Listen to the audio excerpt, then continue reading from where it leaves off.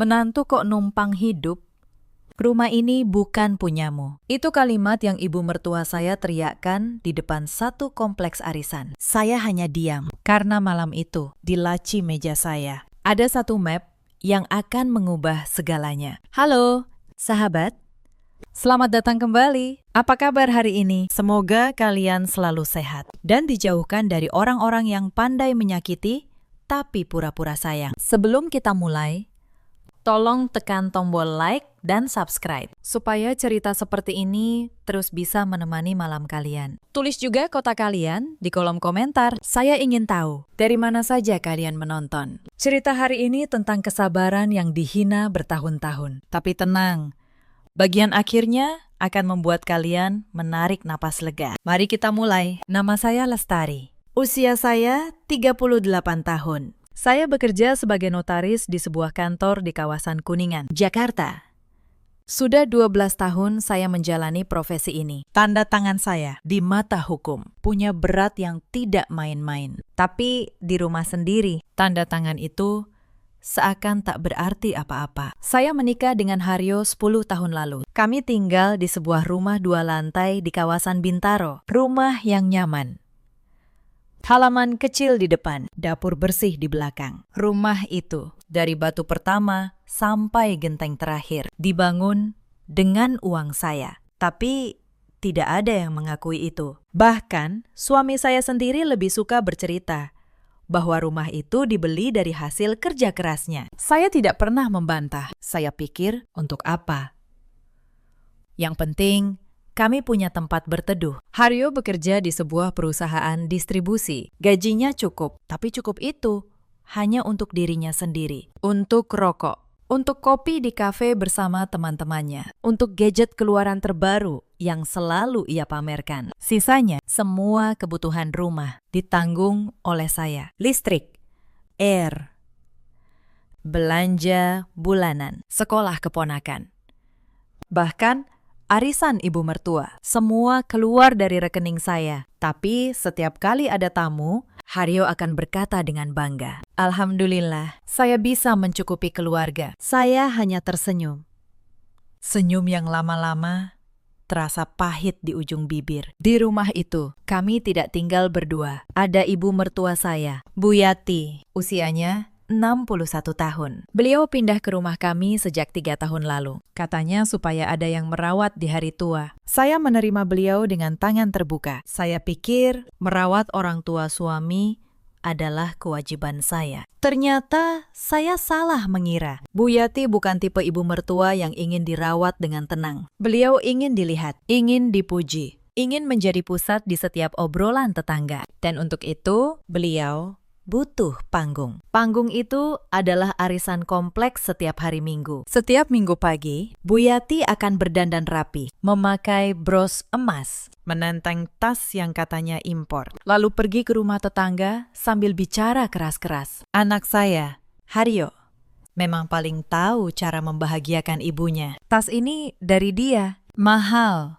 Padahal tas itu saya yang beli. Saya yang transfer ke tokonya. Haryo bahkan tidak tahu mereknya. Saya tidak pernah mengkoreksi. Saya biarkan beliau bahagia dengan ceritanya sendiri. Tapi di balik kebahagiaan palsu itu, ada sesuatu yang perlahan tumbuh. Sesuatu yang menyakitkan. Ada satu orang lagi di rumah itu. Adik ipar saya, Wulan.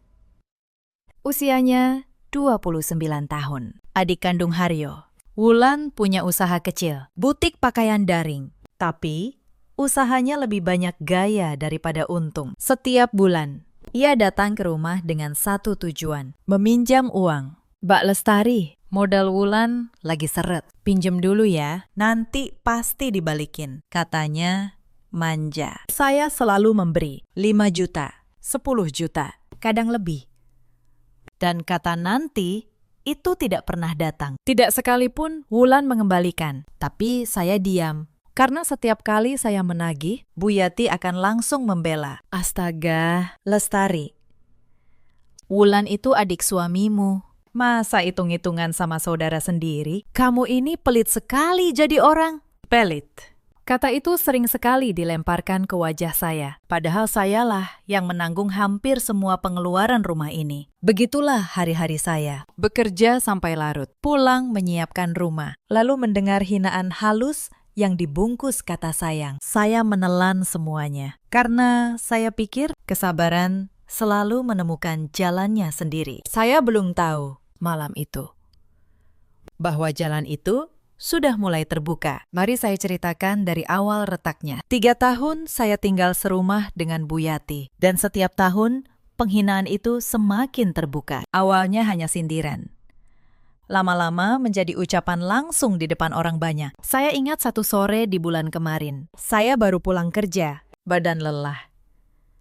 Kepala penuh dengan urusan akta yang belum selesai. Begitu masuk rumah, saya mencium aroma masakan. Mbak Asih, pembantu kami yang sudah ikut sejak awal pernikahan, sedang menggoreng ikan di dapur. Mbak Asih satu-satunya orang di rumah itu yang tahu betul siapa yang sebenarnya menanggung semuanya. Bu Lestari sudah pulang. Mari saya buatkan teh, kata Mbak Asih lembut. Belum sempat saya duduk, suara Bu Yati sudah menggema dari ruang tengah. Lestari, kamu kemana saja? Tamu ibu tadi datang. Kamu malah keluyuran. Memalukan. Saya menarik napas. Saya bekerja, Bu, mencari nafkah. Bu Yati mendengus. Nafkah? Perempuan kok sombong sekali soal nafkah. Suamimu itu yang mencari nafkah. Kamu cuma kebetulan punya pekerjaan. Saya tidak menjawab. Saya tahu, melawan beliau hanya akan memperpanjang masalah. Tapi di dalam hati, ada sesuatu yang mengeras sedikit demi sedikit, seperti tanah yang lama diinjak. Akhirnya membatu. Saya naik ke kamar, membuka laptop, karena di luar profesi notaris, saya punya satu hal yang tidak diketahui siapapun di rumah ini. Sesuatu yang saya bangun diam-diam selama bertahun-tahun. Sesuatu yang nanti akan menjadi penentu segalanya. Tapi saat itu, saya hanya ingin istirahat. Saya pikir mungkin besok akan lebih baik. Ternyata besoknya justru lebih buruk. Minggu pagi, arisan kompleks diadakan di rumah kami. Bu Yati bersikeras menjadi tuan rumah, supaya bisa memamerkan perabot dan barang-barang barunya. Tentu saja, semua biaya konsumsi keluar dari kantong saya. Saya menyiapkan kue, minuman, dan hidangan, lalu kembali ke kamar untuk bekerja, karena ada akta yang harus selesai siang itu. Di tengah arisan, salah satu tetangga bertanya, Bu Yati, menantunya kerja di mana? Kok jarang kelihatan? Suara Bu Yati langsung meninggi, sengaja agar semua mendengar. Dia itu cuma pegawai biasa, sok sibuk. Padahal di rumah ini, yang menanggung semua, ya anak saya, Haryo. Menantu saya itu cuma numpang makan, numpang tidur, numpang nama keluarga kami yang terhormat. Saya yang kebetulan turun untuk mengambil minum, mendengar semuanya. Beberapa tetangga menoleh ke arah saya. Wajah saya panas, bukan karena marah, tapi karena malu yang tidak seharusnya saya tanggung. Saya yang membayar setiap kue di meja itu, disebut menantu yang numpang di rumah yang saya bangun sendiri. Saya hanya tersenyum tipis, mengambil gelas, lalu kembali ke kamar. Di belakang saya, tawa para tetangga dan suara Bu Yati yang bangga masih terdengar. Saya menutup pintu kamar pelan. Saya tatap layar laptop. Lalu, saya tatap map biru di laci meja saya. Di dalam hati, saya berkata, suatu hari, Bu, suatu hari ibu akan tahu siapa yang sebenarnya numpang di hidup siapa. Pagi itu, Wulan datang lebih awal dari biasanya. Wajahnya panik. Ia masuk tanpa mengetuk, langsung menghampiri ibunya di ruang tengah. Bu, gawat. Wulan punya utang ke pemasok 800 juta. Kalau tidak dibayar minggu ini, barang Wulan disita semua. Usaha Wulan bisa tutup. Saya yang sedang menyiapkan tas kerja langsung berhenti. 800 juta. Angka itu bukan main-main. Bu Yati terlihat kaget sebentar, lalu langsung menoleh ke arah saya. Matanya menyipit. Lestari, kamu kan punya uang. Bantu adikmu. Saya meletakkan tas. Bu, 800 juta itu bukan jumlah kecil. Itu hampir semua tabungan saya. Dan ini utang usaha Wulan. Seharusnya Wulan yang bertanggung jawab. Wajah Bu Yati langsung merah. Jadi kamu mau lihat adik suamimu jatuh? Begitu. Dasar perempuan tidak punya hati. Untuk apa kamu punya uang banyak kalau keluarga sendiri susah? Bu, saya bukan tidak mau membantu. Tapi kalau saya keluarkan semua, lalu nanti kita butuh apa-apa. Kita pakai apa? Suamimu yang akan menanggung. Haryo, laki-laki. Dia kepala keluarga. Potong Bu Yati cepat. Saya menatap Haryo yang sejak tadi diam di sofa, pura-pura sibuk dengan ponselnya. Saya menunggu ia berkata sesuatu, membela saya, atau setidaknya menengahi. Tapi ia hanya menggumam, "Sudahlah, Tari. Kalau bisa, bantu saja. Malu sama tetangga kalau usaha Wulan bangkrut. Malu sama tetangga." Itu yang ada di kepala mereka. Bukan tanggung jawab. Bukan keadilan. Hanya gengsi. Saya menggeleng pelan. Maaf, saya tidak bisa mengeluarkan 800 juta untuk utang yang bukan tanggung jawab saya hari itu. Untuk pertama kalinya, saya berani berkata tidak. Dan saya tahu, harga dari kata tidak itu akan mahal. Sejak hari itu, suasana rumah berubah menjadi neraka kecil. Bu Yati berhenti bicara dengan saya, tapi sengaja bicara keras tentang saya. Setiap pagi, saat saya lewat, beliau akan berkata pada Mbak Asih, cukup keras agar saya dengar. Ada orang yang punya uang, tapi hatinya batu. Untung saja bukan anak kandung saya. Wulan ikut-ikutan. Ia menyebar cerita di grup keluarga besar. Katanya saya menantu sombong, yang membiarkan adik iparnya hampir bangkrut padahal punya uang. Beberapa kerabat Haryo mulai menelpon, menasihati saya supaya tidak sombong dengan harta. Saya menanggung semua itu sendirian. Tapi yang paling menyakitkan bukan dari mereka. Yang paling menyakitkan datang dari Haryo. Malam itu, ia masuk kamar dengan wajah dingin. "Kamu ini kenapa sih? Cuma uang. Kenapa harus sekeras itu? Ibu sampai sakit hati." Haryo, itu 800 juta, bukan 800 ribu. Ya kalau buat keluarga, kenapa dihitung? Katanya. Kamu tahu nggak? Gara-gara kamu, aku jadi malu sama ibu dan adikku sendiri. Saya menatap suami saya. 10 tahun saya menemaninya. 10 tahun saya menanggung rumah ini. Dan di malam itu, ia memandang saya seolah saya orang asing yang merampok keluarganya. "Aku capek, Tari," katanya.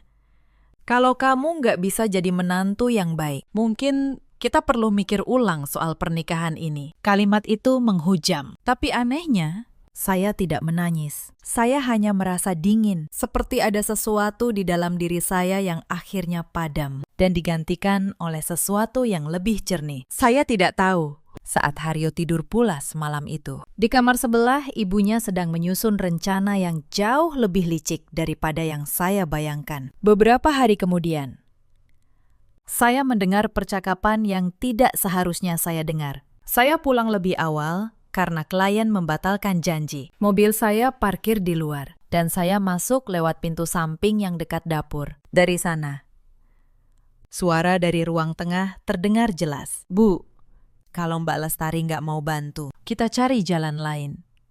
Suara Wulan. "Sudah ibu pikirkan," jawab Bu Yati pelan, tapi penuh percaya diri. Ibu kenal seorang pemberi pinjaman, namanya Bu Haji Sariah. Orangnya kaya, suka membantu. Ibu akan pinjam ke beliau 800 juta untuk usahamu, plus 200 juta untuk renovasi rumah ini biar lebih mewah. Biar arisan kompleks pindah ke sini semua. "Tapi Bu, jaminannya apa?" tanya Wulan. "Rumah ini," jawab Bu Yati enteng. "Surat-suratnya kan ada di rumah ini. Ibu tinggal urus." Saya menahan nafas di balik dinding dapur. Mereka berniat menjaminkan rumah ini. Rumah yang saya bangun. Rumah yang sertifikatnya mereka tidak tahu. Atas nama siapa? Tapi yang membuat dada saya berdebar bukan itu. Yang membuat saya hampir menjatuhkan kunci mobil dari tangan adalah satu nama. Bu Haji Sariah. Karena Bu Haji Sariah bukan orang asing bagi saya. Mari saya jelaskan sesuatu yang selama ini saya simpan rapat. Di luar profesi notaris. Bertahun-tahun lalu, saya mendirikan sebuah badan usaha pembiayaan kecil. Legal. Terdaftar. Berizin. Saya tidak pernah memakai nama saya di depan, karena saya ingin memisahkan urusan itu dari kantor notaris saya. Saya memakai nama seorang rekan kepercayaan saya yang menjadi wajah usaha itu. Orang-orang mengenalnya sebagai Bu Haji Sariah, pemberi pinjaman yang ramah dan terpercaya. Tapi seluruh modal, seluruh keputusan, dan seluruh dokumen pinjaman badan itu ada di tangan saya. Saya pemilik sebenarnya. Ibu mertua saya, tanpa ia sadari, berencana meminjam uang dalam jumlah besar dari perusahaan milik menantunya sendiri. Menantu yang baru saja ia caci sebagai perempuan tidak punya hati. Malam itu saya tidak tidur. Bukan karena marah, tapi karena untuk pertama kalinya saya melihat dengan jelas kemana semua ini akan bermuara. Keesokan paginya, Bu Yati benar-benar bertindak. Saya berpura-pura tidak tahu apa-apa. Saya melihat beliau diam-diam masuk ke ruang kerja saya di rumah, mencari map sertifikat. Tapi yang beliau temukan hanya fotokopi. Yang asli sudah lama saya simpan di brankas kantor. Beliau tidak tahu itu. Beliau pikir fotokopi sudah cukup untuk meyakinkan pemberi pinjaman. Lalu beliau menelpon. Saya mendengar suaranya dari lantai bawah. Manis dan penuh hormat. Assalamualaikum, Bu Haji Sariah. Saya Yati. Saya dengar Ibu suka membantu keluarga yang sedang kesulitan. Saya hampir tersenyum karena di kantor saya beberapa jam kemudian rekan saya menelpon. Bu Lestari, ada pengajuan pinjaman masuk. Nama peminjam, Yati. At amidst sama dengan alamat rumah ibu. Apa ini orang yang ibu maksud? Iya, jawab saya tenang. Proses saja sesuai prosedur. Tapi semua harus resmi. Akta perjanjian utang piutang ditandatangani di hadapan notaris. Jaminan harus jelas. Tidak ada yang dipotong. Semua hitam di atas putih. Baik. Bu, akan saya siapkan. Saya menutup telepon. Dan untuk pertama kalinya dalam 3 tahun, saya merasa tenang. Karena saya tahu mereka sedang berjalan masuk ke dalam sebuah perjanjian yang setiap hurufnya akan mengikat mereka. Dan setiap hurufnya saya yang tentukan. Tapi malam itu mereka tidak tahu apa-apa. Mereka justru merayakan. Proses pinjaman berjalan cepat karena memang saya yang mempercepatnya. Saya ingin mereka merasa segalanya mudah. Saya ingin mereka percaya diri. Seminggu kemudian, uang 1 miliar cair ke rekening Bu Yati. 800 juta untuk melunasi utang usaha Wulan. 200 juta untuk renovasi rumah. Rumah kami mulai dibongkar. Tukang berdatangan. Bu Yati setiap hari mengawasi sambil berkacak pinggang, memberi perintah ke sana kemari, seolah ia ratu. Wulan kembali ceria, butiknya selamat. Haryo ikut bangga, memamerkan ke teman-temannya bahwa rumahnya sedang direnovasi menjadi lebih mewah. Tidak ada satupun dari mereka yang bertanya dari mana uang itu. Mereka hanya tahu ibu mertua saya berhasil mendapatkannya, dan mereka memilih untuk tidak ingin tahu detailnya. Suatu sore, di tengah renovasi, Bu Yati memanggil saya ke ruang tengah. Beliau duduk di kursi baru yang baru dibeli. Tersenyum, penuh kemenangan. Lestari, katanya. Lihat, tanpa uangmu pun, ibu bisa. Kamu kira ibu butuh kamu? Tidak. Ibu punya cara sendiri. Kamu hanya menantu yang numpang di rumah ini. Ingat itu. Saya menunduk hormat. Iya. Bu, hanya itu. Saya tidak melawan. Karena saya tahu perjanjian itu sudah ditandatangani. Akta utang piutang itu sudah sah. Dan di dalam akta itu, ada satu hal yang tidak pernah dibaca Bu Yati dengan teliti. Klausul tentang jaminan, tentang tenggat, dan tentang konsekuensi jika pembayaran gagal. Beliau menandatangani semuanya dengan bangga, tanpa membaca. Karena beliau pikir Bu Haji Sariah adalah orang baik yang tidak akan pernah menagih dengan keras. Beliau salah besar. Bulan-bulan berikutnya berjalan seperti yang sudah bisa saya tebak. Usaha Wulan yang katanya sudah selamat kembali bermasalah. Uang 800 juta itu tidak dipakai untuk membenahi usaha. Sebagian dipakai Wulan untuk membeli mobil baru. Mobil putih mengkilap yang ia parkir di depan rumah. Lalu ia foto dari berbagai sudut untuk dipamerkan di media sosialnya. Bu Yati ikut bangga, mengajak para tetangga melihat mobil itu. Seolah itu bukti bahwa keluarga mereka tidak butuh siapapun. Sebagian uang lain habis untuk gaya hidup, untuk tas, untuk liburan. Butiknya tetap merugi karena memang tidak pernah dikelola dengan benar. Renovasi rumah pun membengkak. 200 juta tidak cukup. Bu Yati ingin marmer, ingin lampu kristal, ingin pagar tinggi yang mewah. Beliau terus menambah, terus berutang lebih, sampai total pinjaman yang seharusnya 1 miliar membengkak menjadi 1,3 miliar. Dan setiap rupiah dari pembengkakan itu tercatat rapi di pembukuan perusahaan saya. Sementara itu, tenggat pembayaran cicilan pertama tiba. Bu Yati tidak bisa membayar. Wulan tidak punya uang. Haryo yang gajinya hanya cukup untuk dirinya, tentu saja tidak mampu menutup angka sebesar itu. Mereka panik. Untuk pertama kalinya, ketenangan palsu di rumah itu mulai retak. Bu Haji Saria mengirim surat peringatan. Kata Wulan, suatu malam suaranya gemetar. Katanya kalau dalam 30 hari tidak ada pembayaran, jaminan akan dieksekusi. Rumah ini akan diambil. Bu Yati pucat. Tenang, Bu Haji itu orang baik. Ibu akan bicara. Pasti bisa minta keringanan. Beliau menelpon. Tapi kali ini suara di seberang tidak selembut dulu. Rekan saya, sesuai instruksi, menjawab dengan sopan tapi tegas. Mohon maaf, Bu Yati, perjanjian sudah jelas. Semua tertulis dalam akta yang ibu tanda tangani sendiri. Pemilik perusahaan tidak memberi pengecualian. Pembayaran harus sesuai jadwal. Pemilik.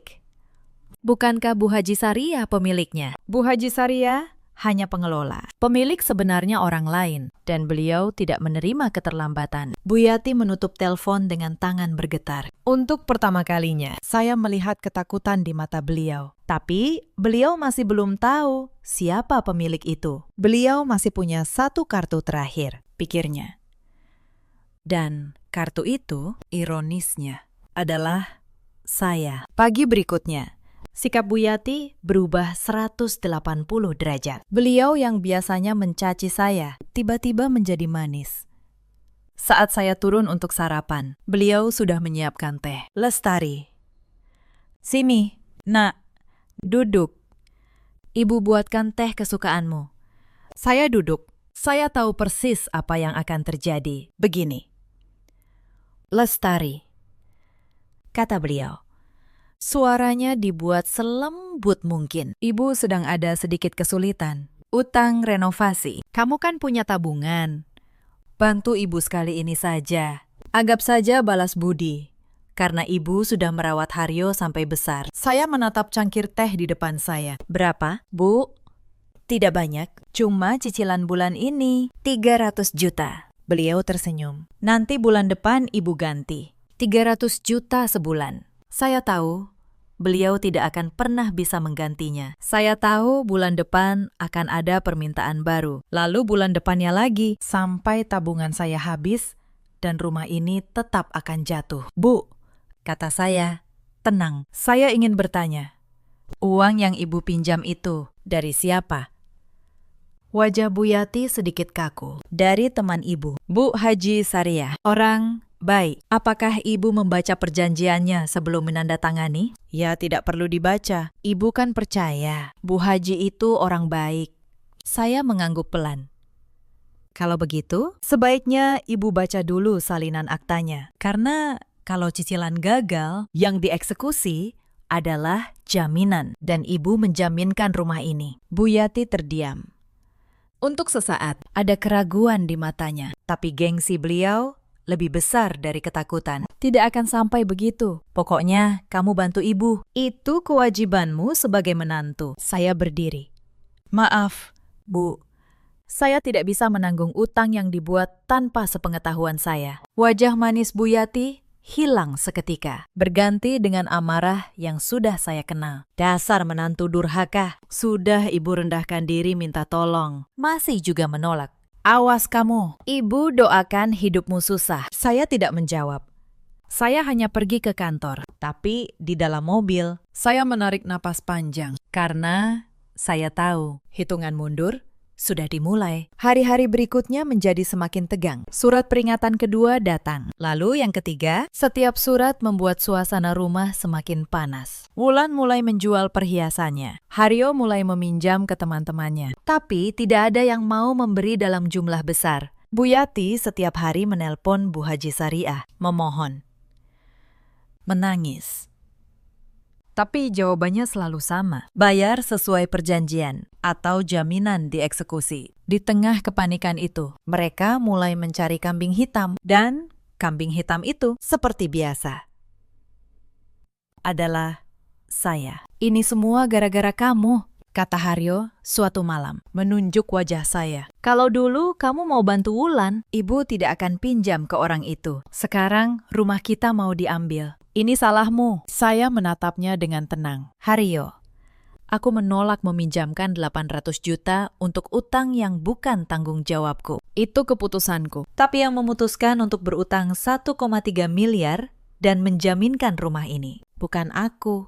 Itu ibumu. Jangan balikan fakta. Kamu istriku. Harusnya kamu bantu keluargaku. Aku sudah membantu keluarga ini selama 10 tahun. Aku yang membangun rumah ini. Aku yang menanggung listrik, air, belanja, arisan ibumu, dan setiap pinjaman Wulan yang tidak pernah kembali. Kalian tidak pernah mengakui itu. Sekarang, saat kalian dalam masalah, baru aku diingat. Haryo terdiam. Untuk pertama kalinya, ia tidak punya jawaban. Tapi Bu Yati yang mendengar dari kamar, keluar dengan wajah berang. Cukup. Aku tidak mau dengar menantu durhaka ini bicara. Kamu pikir kamu siapa? Rumah ini bukan punyamu. Besok juga, kalau jaminan dieksekusi, kamu yang pertama keluar dari sini. Menantu kok numpang hidup. Rumah ini bukan punyamu. Kalimat itu, kalimat yang sama yang nanti akan beliau sesali seumur hidup. Saya hanya menunduk. Baik, Bu, kita lihat saja besok. Karena besok, tenggat terakhir tiba. Dan di hari itu, semua topeng akan terbuka. Malam sebelum tenggat terakhir, saya tidak bisa tidur. Bukan karena takut, tapi karena saya tahu apa yang sudah saya siapkan selama bertahun-tahun akhirnya akan sampai pada ujungnya. Saya bangun pukul 2 dini hari. Rumah sepi. Saya turun ke ruang kerja, membuka laptop dan memeriksa kembali semua dokumen. Akta perjanjian utang piutang. Rincian pinjaman yang membengkak menjadi 1,3 miliar. Surat-surat peringatan yang sudah dikirim. Dan yang paling penting, sertifikat asli rumah ini. Yang sejak awal atas nama saya, Lestari. Bukan atas nama Haryo, bukan atas nama Bu Yati. Mereka menjaminkan rumah yang bukan milik mereka. Secara hukum, jaminan itu cacat. Tapi mereka tidak tahu. Mereka pikir mereka sedang mempertaruhkan aset keluarga. Padahal mereka sedang berutang kepada saya dengan jaminan milik saya untuk masalah yang mereka buat sendiri. Saya menutup laptop. Saya menatap cincin emas putih di jari saya. Cincin warisan ibu saya. Lalu saya berbisik pelan pada diri sendiri. Sudah cukup. Sudah cukup saya diam. Besok kebenaran akan bicara untuk saya. Pagi tiba. Pukul 9. Sebuah mobil berhenti di depan rumah. 2 orang turun. Yang satu, rekan saya, yang dikenal sebagai Bu Haji Sariah. Yang satu lagi, Pak Tono, rekan pengacara saya. Membawa map tebal berisi dokumen. Bu Yati keluar menyambut. Wajahnya penuh harap. Bu Haji. Akhirnya datang juga. Mari masuk. Kita bicara baik-baik. Pasti ada jalan keluar, ya kan? Bu Haji Sariah tersenyum sopan. Mari kita duduk dulu, Bu Yati. Tapi sebelumnya, ada yang ingin saya kenalkan. Pemilik sebenarnya dari perusahaan tempat ibu meminjam. Ingin bicara langsung hari ini. Bu Yati mengernyit. Pemilik. Memang, siapa pemiliknya? Saat itulah saya keluar dari dalam rumah, mengenakan blazer kerja, membawa map saya sendiri. Tenang, tidak terburu-buru. Bu Yati menatap saya bingung. Lestari, kamu mau ke kantor. Ini bukan urusanmu. Ini urusan ibu dengan Bu Haji. Saya berhenti di hadapan beliau. Ini justru urusan saya. Bu, sepenuhnya urusan saya. Apa maksudmu? Pak Tono membuka map, mengeluarkan satu dokumen, dan meletakkannya di meja. Bu Yati, perkenalkan. Pemilik sah dari Badan Pembiayaan tempat Ibu meminjam 1,3 miliar rupiah adalah klien saya, Ibu Lestari, menantu Ibu sendiri. Ruangan mendadak senyap. Kipas angin berputar pelan. Bu Yati menatap saya, lalu menatap dokumen, lalu menatap saya lagi. Wajahnya perlahan kehilangan warna. Tidak mungkin, bisiknya. Kamu bohong. Saya membuka map saya. Saya keluarkan akta perjanjian yang beliau tanda tangani. Bu, ini tanda tangan Ibu. Di sini. Di sini. Dan di sini. Ibu meminjam 1 miliar. Lalu menambah menjadi 1,3 miliar. Untuk utang wulan, untuk renovasi. Untuk lampu kristal yang Ibu pamerkan ke tetangga. Semua uang itu berasal dari perusahaan saya. Setiap rupiahnya. Tangan Bu Yati gemetar. Kamu yang meminjamkan. Iya. Bu, selama berbulan-bulan, Ibu menghina saya, menyebut saya menantu yang numpang. Perempuan tidak punya hati, sementara setiap rupiah yang Ibu pakai untuk hidup mewah, untuk menyelamatkan usaha wulan, untuk renovasi rumah ini, datang dari saya, Haryo, yang baru turun. Berdiri terpaku di tangga. Tari, apa-apaan ini? Saya menoleh padanya. Ini, Haryo, adalah kebenaran yang selama ini kalian pilih untuk tidak lihat. Wulan keluar dari kamarnya. Wajahnya pucat. Mbak Lestari, jadi 800 juta yang Wulan pakai itu. Uang Mbak. Iya. Wulan. Jawab saya tenang. Uang yang kamu pakai untuk membeli mobil baru. Uang yang katanya untuk menyelamatkan usahamu. Tapi malah kamu habiskan untuk gaya. Itu uang saya. Dan sekarang, sesuai perjanjian yang ibumu tanda tangani, uang itu harus dikembalikan. Bu Yati jatuh terduduk di kursi. Tidak mungkin. Kalau begitu, batalkan saja utangnya. Kamu menantuku. Masa menantu menagih mertua sendiri? Saya menatap beliau. Lama. Lalu saya berkata pelan, Bu, beberapa minggu lalu, saat saya menolak meminjamkan uang, Ibu bilang apa? Ibu bilang, menantu yang baik harus membantu keluarga. Ibu bilang, saya pelit, tidak punya hati. Lalu, saat saya menolak menanggung cicilan Ibu, apa yang Ibu katakan? Ibu bilang, saya menantu durhaka. Ibu bilang, rumah ini bukan punya saya. Ibu bilang kalau jaminan dieksekusi. Saya yang pertama harus keluar. Saya mengeluarkan satu dokumen terakhir, sertifikat asli rumah. Nah, Bu, sekarang mari kita lihat. Rumah yang Ibu jaminkan ini atas nama siapa? Pak Tono mengambil sertifikat itu dan membacanya keras. Sertifikat hak milik atas nama Lestari. Dibeli dan dibangun sepenuhnya atas biaya pribadi Ibu Lestari 10 tahun lalu. Bukan atas nama Haryo, bukan atas nama Yati. Bu Yati menutup mulutnya dengan tangan. Tidak. Rumah ini. Ini rumah kami. Tidak. Bu, kata saya.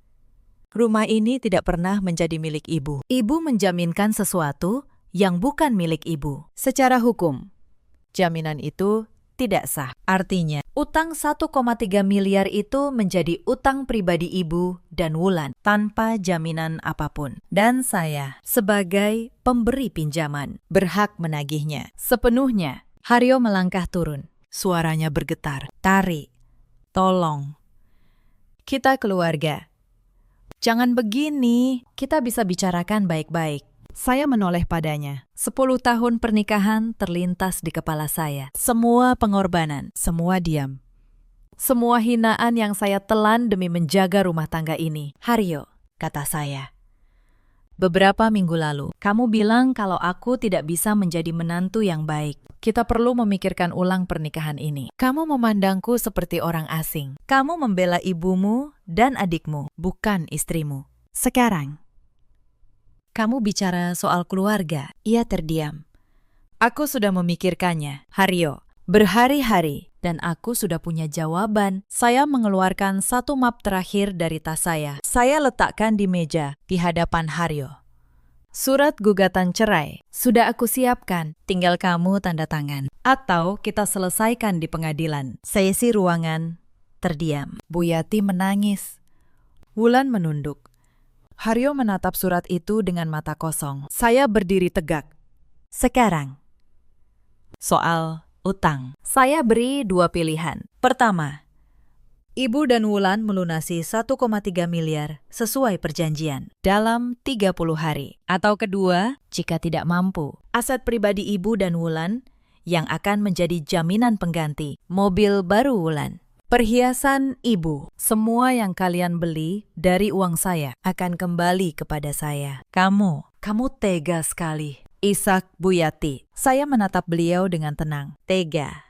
Bu, selama 3 tahun saya merawat ibu di rumah saya. Saya tanggung semua kebutuhan ibu. Saya biarkan ibu memamerkan barang-barang yang saya beli, seolah dari anak ibu. Saya diam saat ibu menghina saya di depan satu kompleks. Dan saya tetap diam sampai ibu menjaminkan rumah saya tanpa izin saya. Saya tidak tega, Bu.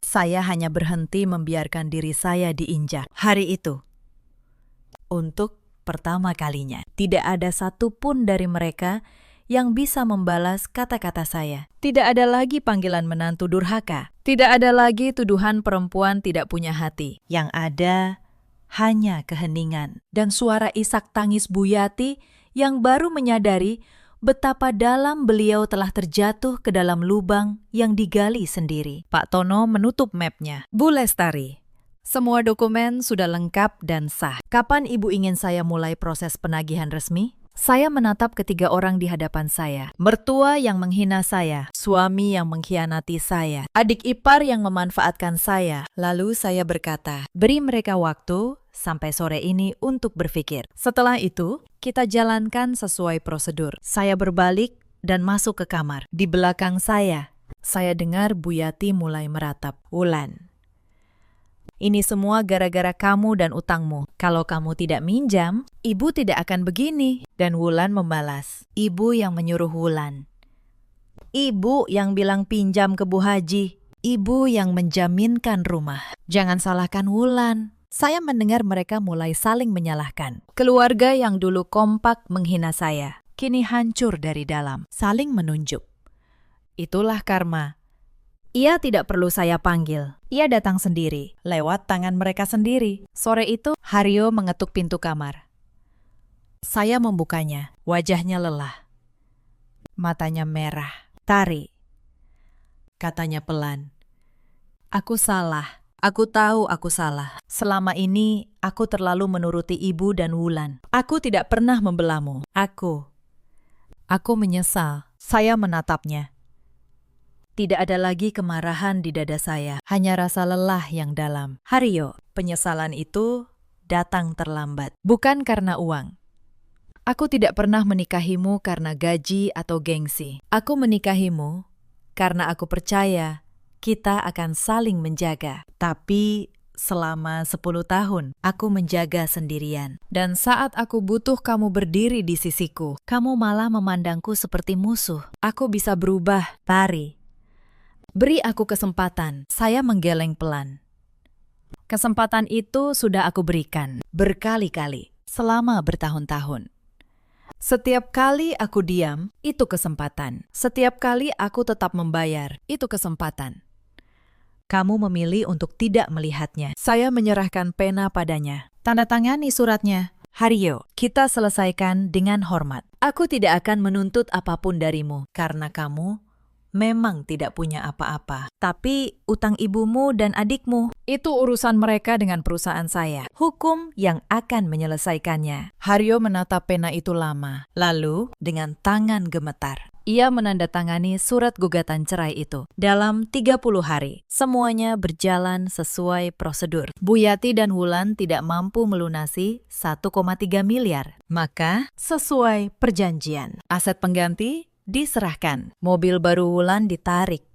Perhiasan Bu Yati diserahkan untuk menutup sebagian utang. Sisanya menjadi kewajiban yang harus mereka cicil bertahun-tahun ke depan. Renovasi rumah yang setengah jadi itu saya hentikan. Lampu kristal yang sempat dipamerkan Bu Yati, saya copot dan jual untuk menutup biaya. Rumah itu yang memang milik saya ambil alih sepenuhnya. Bu Yati dan Wulan pindah ke rumah lama keluarga di kampung. Rumah kecil yang sudah lama tidak ditempati. Tidak ada lagi arisan kompleks. Tidak ada lagi tas impor. Tidak ada lagi tetangga untuk dipamerkan. Hanya ada kenyataan dan utang yang harus mereka tanggung. Haryo mengontrak sebuah kamar kecil dekat kantornya. Gajinya yang dulu hanya cukup untuk dirinya sendiri, kini terasa sangat pas-pasan. Karena tidak ada lagi seseorang yang diam-diam menanggung semua kebutuhan hidupnya. Untuk pertama kalinya, ia harus mengurus dirinya sendiri sepenuhnya. Beberapa bulan kemudian, saya dengar kabar bahwa Bu Yati sering bercerita pada tetangga di kampung bahwa menantunya yang kejam telah mengusir mereka. Tapi tetangga di kampung tahu cerita yang sebenarnya. Mbak Asi, pembantu kami yang setia, memilih ikut dengan saya. Dan ia tidak segan menceritakan apa yang sebenarnya terjadi selama bertahun-tahun di rumah itu. Tentang siapa yang menanggung semuanya. Tentang siapa yang dihina, padahal paling berkorban. Lambat laun, tidak ada lagi yang percaya pada cerita Bu Yati. Hidup saya setelah itu terasa ringan untuk pertama kalinya dalam 10 tahun. Saya tidak lagi terbangun pukul 2 dini hari karena memikirkan tagihan orang lain. Saya tidak lagi pulang ke rumah yang penuh sindiran. Rumah di Bintaro itu kini terasa benar-benar menjadi rumah saya. Tenang, bersih, damai. Kantor notaris saya berkembang. Badan pembiayaan yang saya kelola juga tumbuh. Sekarang membantu banyak pengusaha kecil yang benar-benar membutuhkan modal. Dengan perjanjian yang jelas dan adil, saya menemukan bahwa ketenangan adalah kemewahan yang paling mahal. Dan akhirnya, saya memilikinya. Mbak Asih tetap bekerja dengan saya, kadang di sore hari. Kami duduk di teras, minum teh, makan ikan goreng dengan sambal terasi dan sayur asam. Makanan sederhana yang dulu tidak pernah sempat saya nikmati dengan tenang. Mbak Asih sering berkata, Bu Lestari sekarang kelihatan lebih muda, wajah ibu lebih cerah. Saya tersenyum. Karena beban yang dipanggul selama bertahun-tahun akhirnya turun dari pundak saya. Suatu sore, beberapa bulan setelah semuanya selesai, ada yang mengetuk pagar rumah. Mbak Asih membuka, lalu ia masuk dengan wajah ragu. Bu, ada Bu Yati. Beliau ingin bertemu ibu. Saya terdiam sejenak. Lalu saya keluar. Di depan pagar berdiri ibu mertua saya. Tapi beliau bukan lagi Bu Yati yang dulu. Tidak ada lagi bros emas. Tidak ada lagi tas impor. Bajunya sederhana. Wajahnya lebih tua. Punggungnya sedikit membungkuk. Tangannya membawa sebungkus kecil kue. Mungkin satu-satunya yang bisa beliau beli. Lestari, kata beliau. Pelan, suaranya tidak lagi penuh gengsi. Ibu datang untuk minta maaf. Saya menatap beliau, lama. Ibu salah. Nak, lanjut beliau. Matanya berkaca-kaca. Selama ini, ibu menghinamu. Padahal kamu yang menanggung semuanya. Ibu terlalu sibuk dengan gengsi. Sampai ibu tidak melihat siapa yang sebenarnya menjaga keluarga ini. Ibu malu. Nak, ibu menyesal. Saya menarik napas. Di dalam hati, ada banyak kenangan pahit yang berputar. Tapi ada juga sesuatu yang lain. Saya sudah tidak ingin membawa dendam itu lebih jauh. Bukan untuk mereka, tapi untuk diri saya sendiri. Bu, kata saya, tenang. Saya tidak membenci ibu. Saya hanya berhenti membiarkan diri saya direndahkan. Apa yang terjadi pada ibu sekarang? Bukan karena saya. Itu karena pilihan-pilihan yang ibu buat sendiri. Saya hanya berhenti menjadi orang yang menanggung akibatnya. Bu Yati menunduk. Ibu mengerti. Nak, soal utang. Lanjut saya. Yang masih tersisa akan tetap berjalan sesuai perjanjian. Itu bukan dendam, Itu keadilan. Tapi saya tidak akan menambah beban ibu lebih dari yang sudah ada. Cicilannya akan saya buat seringan mungkin, asal ibu menepatinya. Mata Bu Yati melebar. Tidak percaya.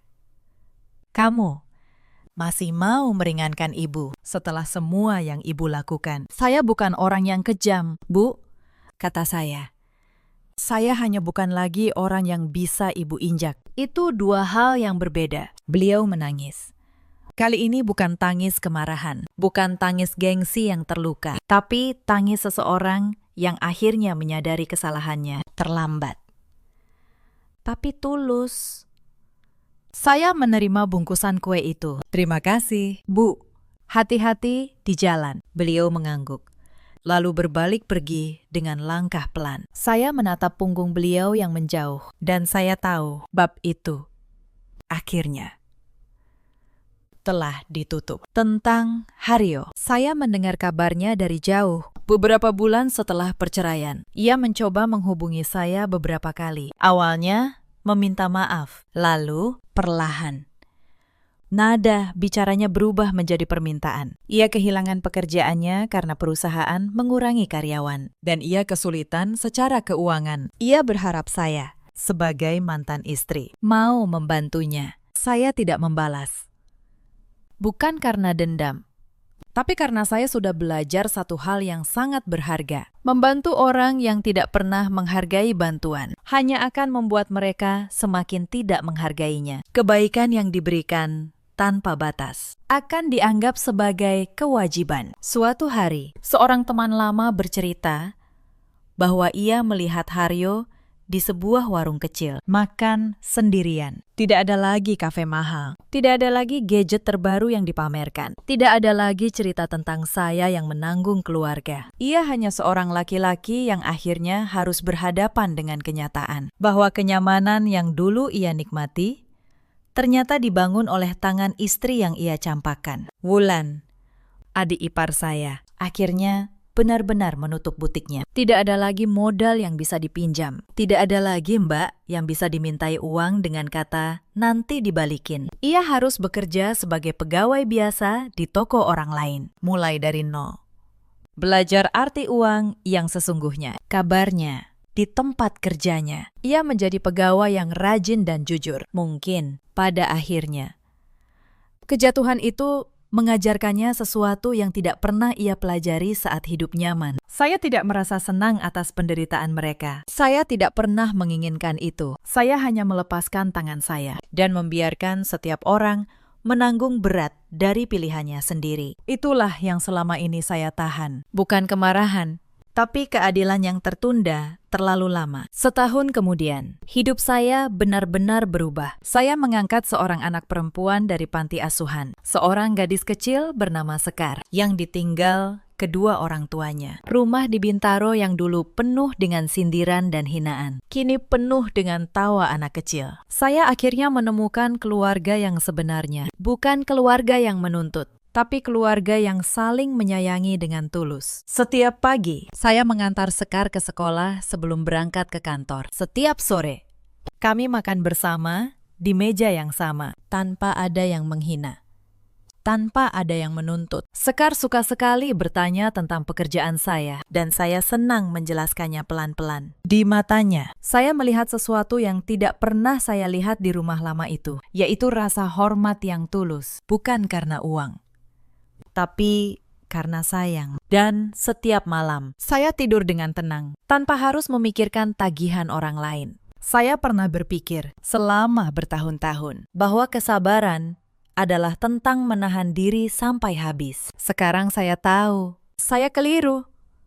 Kesabaran yang sejati bukan tentang membiarkan diri diinjak tanpa batas. Kesabaran yang sejati adalah tahu kapan harus diam dan tahu kapan harus berdiri. Saya diam selama 10 tahun. Dan saat saya akhirnya berdiri, saya berdiri dengan tenang, tanpa teriakan, tanpa kebencian, hanya dengan kebenaran dan dokumen yang setiap hurufnya berbicara untuk saya. Itulah tagihan terakhir untuk Bu Yati. Bukan tagihan uang semata, tapi tagihan atas setiap hinaan, setiap penghinaan. Setiap kali saya direndahkan, Padahal sayalah yang menopang semuanya. Tagihan itu pada akhirnya dibayar lunas. Bukan oleh saya, tapi oleh mereka sendiri. Cerita ini mengajarkan kita banyak hal. Jangan pernah menilai seseorang dari diamnya. Karena orang yang paling banyak diam seringkali adalah orang yang paling banyak menanggung. Dan jangan pernah merendahkan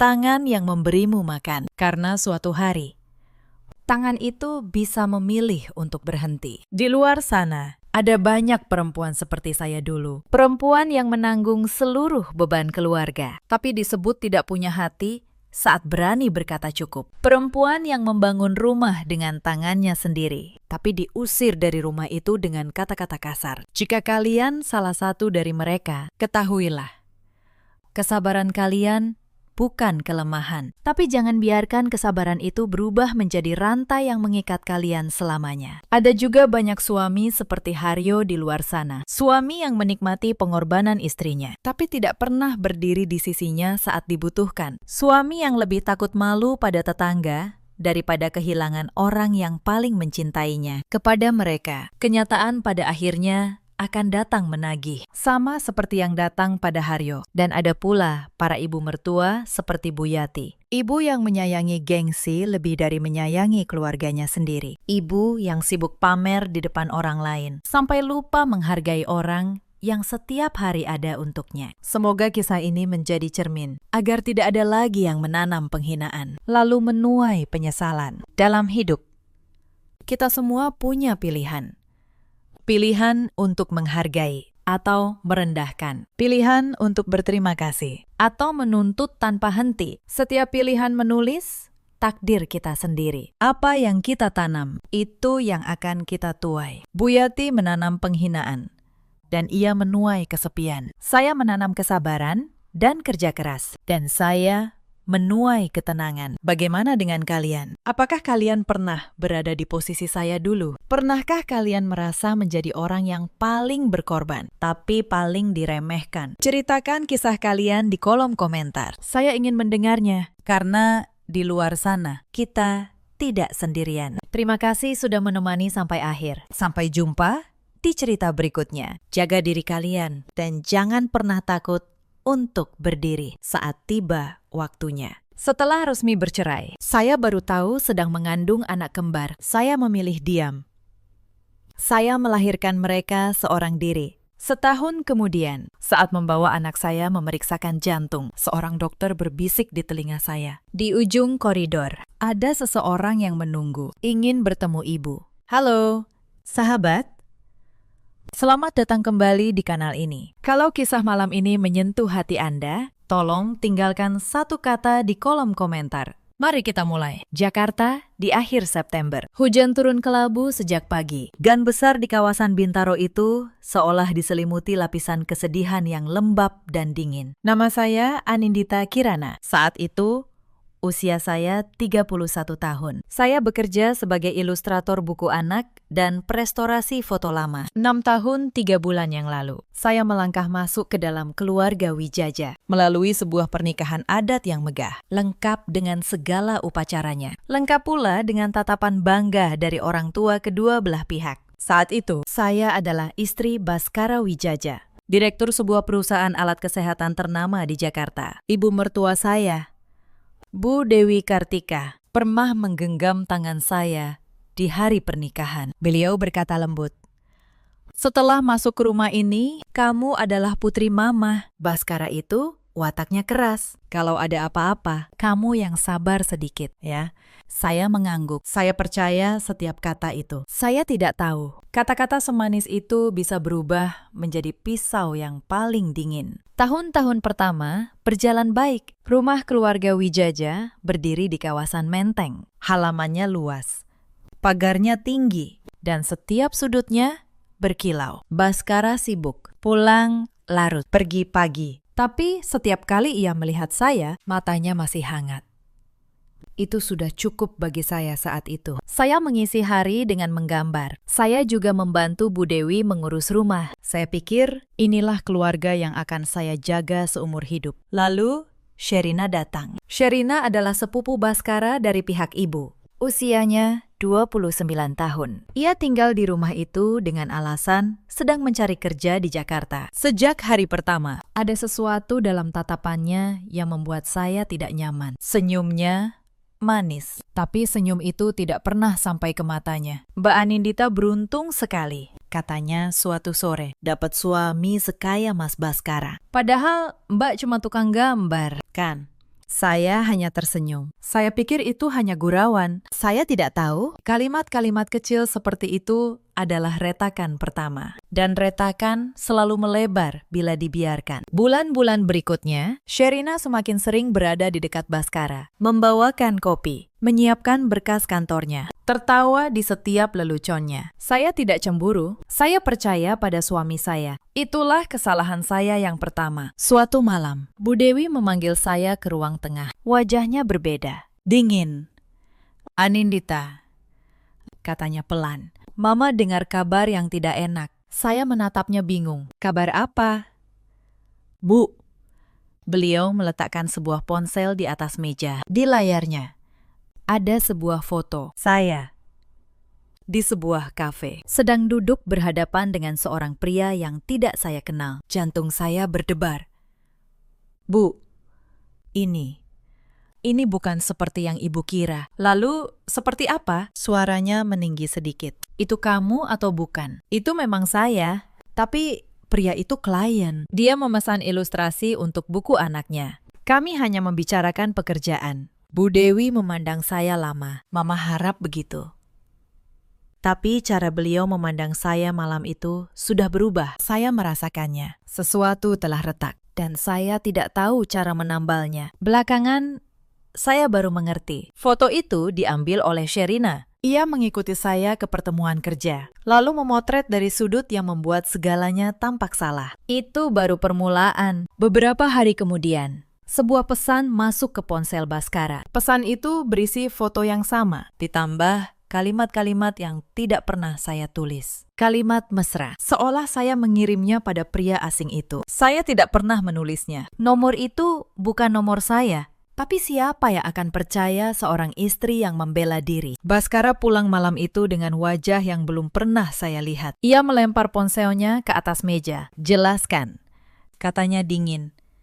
Saya menjelaskan. Saya mengatakan nomor itu palsu. Pesan itu bukan dari saya. Pria itu hanya klien. Saya bicara sampai suara saya bergetar. Baskara hanya menatap dinding. Aku capek. Anindita. 3 kata itu menghantam saya lebih keras daripada bentakan. Malam itu, di kamar kami yang luas, saya tidur memunggungi suami saya untuk pertama kalinya. Tapi malam itu, saya belum tahu apa yang sudah disiapkan oleh orang-orang di rumah ini. Esok paginya, Sherina menyajikan sarapan dengan senyum yang lebih lebar dari biasanya. Mbak Anindita kelihatan capek, katanya. Tidur nyenyak, kan? Semalam. Saya menatapnya. Untuk pertama kalinya, saya melihat kemenangan kecil di matanya. Dan saya mengerti, ini bukan kebetulan. Hari-hari berikutnya berubah menjadi neraka yang sunyi. Bu Dewi mulai menghitung setiap kesalahan saya. Sayur yang terlalu asin, lantai yang kurang bersih, suara saya yang katanya terlalu keras saat menelpon. Dulu mama kira kamu anak baik, katanya suatu hari. Ternyata kamu pandai sekali menutupi. Saya ingin membela diri, tapi setiap kata yang keluar dari mulut saya hanya menjadi bukti baru bahwa saya membantah orang tua. Sherina menambahkan minyak ke dalam api. Ia berbisik pada Bu Dewi di dapur. Ia menangis pura-pura di depan Baskara, mengaku takut pada saya. Ia menaruh barang-barang di tempat yang salah, lalu menyalahkan saya. Saya melihat semuanya, tapi melihat dan bisa membuktikan adalah 2 hal yang berbeda. Suatu sore, saya menemukan sesuatu yang membuat darah saya membeku. Di dalam tas Sherina, tergeletak sebuah kartu SIM dan sebuah ponsel lama. Saya menyalakannya. Di dalamnya ada draft pesan-pesan mesra itu. Pesan yang seolah saya kirim pada pria asing. Semuanya diketik dari ponsel ini. Tangan saya gemetar. Akhirnya, saya punya bukti. Saya memotret layar itu dengan ponsel saya. Saya menyimpan 3 gambar. Lalu saya meletakkan kembali ponsel itu persis seperti semula. Saya belum tahu kapan harus menggunakannya. Tapi naluri saya berkata, simpan dulu. Suatu hari, ini akan berbicara. Sebelum semua kehancuran itu, ada tanda-tanda yang seharusnya saya baca lebih awal. Sherina pandai sekali memainkan peran. Di depan Bu Dewi, ia adalah keponakan yang rajin dan penuh hormat. Ia membantu di dapur, memijat bahu Bu Dewi, dan memuji setiap masakan beliau. Sementara setiap masakan saya selalu ada saja kurangnya di mata mereka. Suatu hari, saya memasak rendang untuk acara keluarga. Saya memasaknya sejak subuh, dengan resep yang diajarkan ibu saya. Tapi saat hidangan tersaji, Sherina mencicipinya dan mengernyit. Aduh, Mbak, ini kok agak keras ya dagingnya. Kasihan tante kalau makan ini. Bu Dewi langsung meletakkan sendoknya. Padahal sebelum Sherina bicara, beliau sudah memuji rendang itu. Sejak hari itu, urusan masak rendang untuk acara keluarga diambil alih Sherina. Hal-hal kecil seperti itu terjadi setiap hari. Sedikit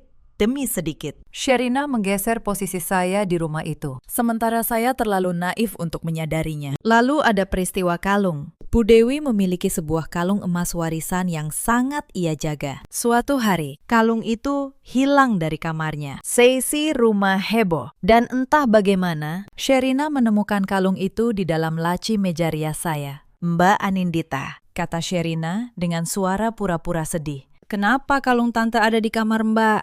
Aku tidak menuduh, tapi ini kan aneh. Saya terkejut bukan main. Saya tidak pernah mengambilnya. Saya bahkan tidak pernah masuk kamar ibu tanpa izin. Tapi bukti ada di depan mata semua orang. Bu Dewi menatap saya dengan kekecewaan yang dalam. Kalau kamu butuh uang, kamu bisa bilang, tidak perlu mencuri. Anindita, saya ingin berteriak bahwa saya dijebak. Tapi siapa yang akan percaya? Saya hanya bisa menelan kepahitan itu sambil mencatat dalam hati. Satu lagi luka yang ditorehkan tangan Sherina. Saya mulai mengerti bahwa di rumah ini kebenaran tidak ditentukan oleh fakta, melainkan oleh siapa yang paling pandai bicara. Bhaskara, di tengah semua itu, semakin jauh. Pekerjaannya menumpuk. Setiap kali saya mencoba bicara tentang Sherina, ia menganggap saya cemburu berlebihan. Sherina itu masih saudara. Anindita, katanya, jangan begitu pada keluarga sendiri. Keluarga sendiri. Kata itu menjadi tameng yang melindungi Sherina dari setiap kecurigaan. Sementara saya, sang istri, justru semakin dianggap orang luar. Saya ingat satu malam, saya duduk sendirian di balkon kamar, menatap lampu-lampu kota Jakarta. Saya bertanya pada diri saya sendiri, kapan rumah yang dulu menyambut saya dengan tangan terbuka ini berubah menjadi tempat yang membuat saya merasa asing. Saya belum tahu jawabannya. Tapi saya tahu satu hal, saya tidak boleh kehilangan diri saya. Betapapun mereka berusaha mengikis saya sedikit demi sedikit. Itulah sebabnya, ketika malam itu saya menemukan ponsel kedua di tas Sherina. Saya tidak panik. Saya sudah lama menunggu satu kepingan bukti yang nyata. Dan ketika kepingan itu akhirnya ada di tangan saya tahu, suatu hari, ia akan berbicara untuk saya. Saya hanya tidak menyangka suatu hari itu datang. Setelah saya kehilangan segalanya terlebih dahulu. Malam itu, sebelum saya sempat berbuat apapun, Bu Dewi memanggil seluruh keluarga ke ruang tamu. Di atas meja sudah tergeletak map berwarna coklat. Bhaskara, kata Bu Dewi, Mama sudah memutuskan demi nama baik keluarga ini. Perceraian adalah jalan terbaik. Saya merasa lantai bergoyang di bawah kaki saya. Saya menatap Bhaskara, memohon dengan tatapan saya. Tapi ia hanya menunduk. Tidak satu kata pun keluar dari mulutnya. Mas, suara saya nyaris hilang. Kamu percaya pada mereka. Kamu tidak mau mendengar saya. Bhaskara menghela napas panjang. Sudahlah, Anindita. Aku lelah bertengkar. Lelah. Lagi-lagi kata itu. Sherina berdiri di sudut ruangan. Wajahnya pura-pura sedih. Tapi di balik kepura-puraan itu, saya tahu ia sedang merayakan. Bu Dewi mendorong map coklat itu ke arah saya. Tanda tangani. Mama sudah menyiapkan semuanya. Kamu akan dapat sejumlah uang. Cukup untuk hidup. Saya membuka map itu. Surat cerai. Sudah lengkap. hanya menunggu tanda tangan saya. Saya bisa saja melawan. Saya bisa mengeluarkan bukti di ponsel saya saat itu juga. Tapi saya menatap wajah Baskara. Wajah pria yang lebih memilih percaya pada kebohongan daripada pada saya. Dan saat itu, saya menyadari sesuatu. Cinta yang harus saya buktikan dengan memohon, bukanlah cinta yang layak saya pertahankan. Saya mengambil pena. Tangan saya tidak gemetar lagi. Saya menandatangani surat itu. Baik, kata saya pelan. Saya pergi. Tapi suatu hari, kalian akan tahu siapa yang sebenarnya bersalah di rumah ini. Sherina tersenyum kecil. Drama sekali. Mbak, saya tidak menjawabnya. Saya naik ke kamar, mengepak satu koper, dan turun kembali. Saya tidak mengambil satupun perhiasan pemberian keluarga itu. Saya hanya membawa pakaian saya, alat gambar saya, dan harga diri saya. Di depan pintu, Bu Dewi berkata satu kalimat terakhir. Kamu memang tidak pernah pantas masuk ke keluarga ini. Saya berbalik menatapnya. Mungkin, Bu.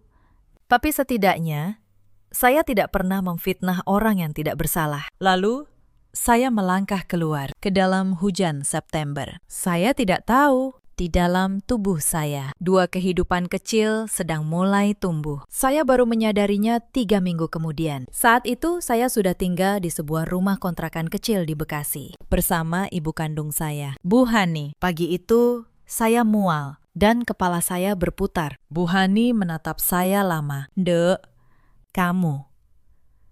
Terlambat berapa lama? Saya menghitung.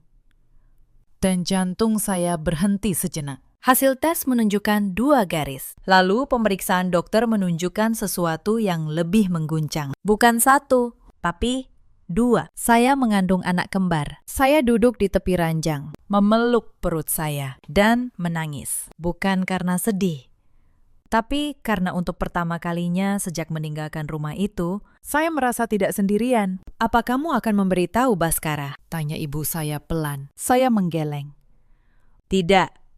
Bu, keluarga itu sudah membuang saya saat saya tidak bersalah. Saya tidak akan menyerahkan anak-anak saya pada orang yang tidak mempercayai ibunya. Ibu saya menggenggam tangan saya. Kalau begitu, kita besarkan mereka berdua. Ibu memang tidak kaya, tapi ibu punya cukup cinta untuk kalian bertiga. Sejak hari itu, hidup saya berubah total untuk menuntut kembali kehormatan saya. Pertama-tama, saya harus hidup, dan 2 nyawa di dalam perut saya juga harus hidup. Saya mulai menerima pekerjaan merestorasi foto-foto lama. Siapapun yang punya foto kakek nenek yang berjamur, foto pernikahan yang sobek sudutnya, atau foto leluhur yang warnanya pudar, mereka mengirimkan filenya untuk saya perbaiki. Terkadang saya duduk berjam-jam, memperbesar setiap retakan di wajah seorang nenek dalam foto hitam putih, menambalnya sedikit demi sedikit. Saya juga menerima pekerjaan menggambar ilustrasi buku anak untuk sebuah penerbit kecil di Jakarta.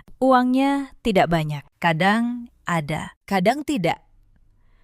Tapi enaknya, saya bisa bekerja di rumah tanpa harus bertemu banyak orang. Siang hari saya ke pasar, memasak, dan memperbaiki foto. Malam hari, saya menggambar sampai mata terasa perih. Terkadang makanan saya hanya semangkuk nasi hangat dengan telur ceplok dan kecap. Kadang, lebih baik, ada semangkuk sayur bayam dan sepotong ikan kembung goreng. Saya tidak berani mengeluh. Orang sudah mendorong saya keluar dari pintu. Kalau saya masih duduk di tengah jalan mengeluh kedinginan, siapa yang akan menggelar tikar untuk saya? Perut saya membesar, beban kerja saya juga. Ada malam-malam saat punggung saya sakit luar biasa, dan saya tetap menggambar sampai subuh karena tenggat penerbit. Ada hari-hari saat saya antre di puskesmas untuk pemeriksaan kandungan sendirian. Di antara para ibu yang ditemani suami mereka, saya menahan semuanya karena di dalam diri saya ada 2 alasan untuk terus kuat. Tapi hidup seorang ibu tunggal tidak pernah memberi waktu untuk berduka lama-lama. Saat usia kandungan saya menginjak bulan ke-5, kontrakan tempat kami tinggal dijual oleh pemiliknya. Kami harus pindah dalam 2 minggu. Dengan perut yang semakin berat, saya berkeliling Bekasi mencari rumah petak yang sewanya terjangkau. Akhirnya saya menemukan sebuah rumah kecil di gang sempit. Dindingnya lembab. Atapnya bocor di satu sudut, tapi sewanya murah, dan itu yang penting. Malam pertama di rumah itu, hujan turun deras, dan saya menampung air bocor dengan ember sambil menggambar ilustrasi yang harus selesai esok pagi. Saya tidak menangis, saya hanya bekerja. Karena setiap lembar ilustrasi yang selesai berarti susu untuk anak-anak saya nanti. Suatu hari, seorang klien restorasi foto menolak membayar setelah pekerjaan selesai. Ia bilang hasilnya tidak memuaskan, padahal ia hanya tidak mau membayar. Uang itu sudah saya hitung untuk kontrol kandungan minggu itu. Saya terpaksa menundanya. Bu Hani diam-diam menjual gelang emas terakhirnya untuk menutupi biaya itu. Saat saya tahu, saya menangis di pelukannya. Ibu, itu gelang dari almarhum bapak. Ibu saya hanya tersenyum. Bapakmu pasti lebih senang gelang itu jadi penjaga cucunya daripada teronggok di lemari. Kebaikan seperti itulah yang membuat saya tidak pernah benar-benar jatuh. Tapi cobaan belum berhenti. Di bulan ke-8, saya jatuh sakit. Demam tinggi. Tubuh menggigil. Saya terbaring lemah. Sementara tenggat penerbit sudah di depan mata. Kalau saya gagal mengirim, kontrak kerja itu bisa diputus. Dan itu satu-satunya penghasilan tetap saya. Maka, di tengah demam, saya tetap menggambar. Tangan saya gemetar memegang pena. Bu Hani mengompres dahi saya sambil memarahi saya dengan lembut. Kamu ini keras kepala seperti almarhum bapakmu. Saya menyelesaikan ilustrasi itu pukul 3 pagi, lalu pingsan di meja kerja. Tapi kontrak itu selamat, dan 2 hari kemudian demam saya turun. Setiap kali saya merasa hampir menyerah, saya meletakkan tangan di perut saya, merasakan 2 tendangan kecil, dan menemukan alasan untuk bangkit lagi. Setelah si kembar lahir dan Raina didiagnosis sakit jantung, ujian itu naik ke tingkat yang baru. Suatu malam, Raina mendadak demam tinggi dan napasnya tersengal. Untuk bayi dengan kelainan jantung, demam bukan perkara kecil. Saya menggendongnya, menembus hujan tengah malam, mencari angkutan ke rumah sakit. Tidak ada ojek, tidak ada taksi. Akhirnya, seorang tetangga, Pak Darto, tukang bubur yang baik hati, mengantar kami dengan motor bututnya. Saya memeluk Raina erat di tengah hujan, sementara Raka saya titipkan pada ibu saya. Malam itu, Raina dirawat. Dokter berhasil menstabilkan kondisinya, tapi biaya perawatan menguras seluruh tabungan saya. Esoknya, saya kembali mengambil lebih banyak pekerjaan, bekerja siang malam, demi menutup lubang di kantong yang sama dalamnya dengan lubang di jantung putri saya. Ada satu malam yang tidak akan pernah saya lupakan. Saya kehabisan uang untuk membeli susu. Toko sudah tutup. Raka menangis kelaparan. Saya duduk di lantai dapur, memeluk kedua anak saya. Dan untuk pertama kalinya sejak diusir, saya benar-benar merasa hancur. Tapi saat itu, Raka yang masih bayi berhenti menangis, dan tangannya yang mungil menggenggam jari saya, seolah berkata, "Jangan menyerah." Bunda, saya menyeka air mata saya. Esok paginya, saya menjual cincin kawin saya, satu-satunya barang berharga yang tersisa dari pernikahan itu. Saya menjualnya tanpa ragu. Cincin itu sudah kehilangan maknanya. Tapi anak-anak saya tidak boleh kehilangan apapun lagi. Hari demi hari, saya belajar satu hal. Kekuatan seorang ibu bukan datang dari uang atau dukungan. Kekuatan itu datang dari tidak adanya pilihan untuk menyerah. Bulan ke-9 tiba di sebuah malam bulan Juli. Saya melahirkan di rumah sakit umum. Ditemani ibu saya dan seorang bidan yang baik hati. Prosesnya panjang dan berat. Tapi saat saya mendengar 2 tangisan kecil memenuhi ruangan, semua rasa sakit itu seolah lenyap. Anak pertama, laki-laki. Saya menamainya Raka. Anak kedua, perempuan. Saya menamainya Raina. 2 bayi mungil dengan wajah yang amat mirip ayah mereka. Saya menggendong keduanya, dan untuk pertama kalinya dalam hidup saya merasa benar-benar utuh. Tapi takdir belum selesai mengujinya. 3 hari setelah kelahiran, dokter anak memanggil saya dengan wajah serius. "Bu Anindita," katanya, "putri ibu, Rainan, ada sesuatu pada jantungnya. Kami mendeteksi sebuah kelainan bawaan. Namanya defek septum ventricle. Ada lubang kecil pada bilik jantungnya. Dunia saya seolah runtuh untuk kedua kalinya. Apa? Apa itu berbahaya? Doktor. Untuk sekarang, lubangnya masih kecil. Banyak kasus menutup sendiri seiring pertumbuhan. Tapi Raina harus dipantau ketat. Setiap beberapa bulan harus periksa jantung. Dan kalau dalam setahun, lubangnya tidak menutup, mungkin perlu tindakan. Tindakan. Operasi. Untuk bayi sekecil itu. Malam itu, saya duduk di samping box bayi, menatap Raina yang tidur. Dan saya berjanji dalam hati, apapun yang terjadi, Bunda akan membuatmu sehat. Bunda tidak akan menyerah. Sejak hari itu, hidup saya berlomba dengan waktu. Biaya pemeriksaan jantung tidak murah. Setiap kunjungan ke dokter spesialis menelan biaya yang besar. Belum lagi susu, popok, dan kebutuhan 2 bayi sekaligus. Saya menggandakan pekerjaan saya. Saya mengambil setiap proyek restorasi yang masuk. Saya menggambar ilustrasi sampai jari saya kaku. Saya tidur 3 jam semalam. Kadang kurang. Bu Hani menjaga si kembar saat saya bekerja. Beliau menggendong Raina yang sering rewel karena lelah, menyanyikan lagu-lagu lama, dan tidak pernah sekalipun mengeluh. "Ibu," kata saya suatu malam, dengan mata yang nyaris terpejam. "Maaf, ya, karena saya. Ibu jadi capek di usia segini." Ibu saya tersenyum. "Capek apa? Punya cucu seperti Raka dan Raina itu rezeki, bukan beban. Kamu yang harus jaga kesehatan. Mereka cuma punya 1 ibu." Bulan demi bulan berlalu. Si kembar tumbuh. Raka kuat dan banyak tertawa. Raina lebih kecil, lebih lembut.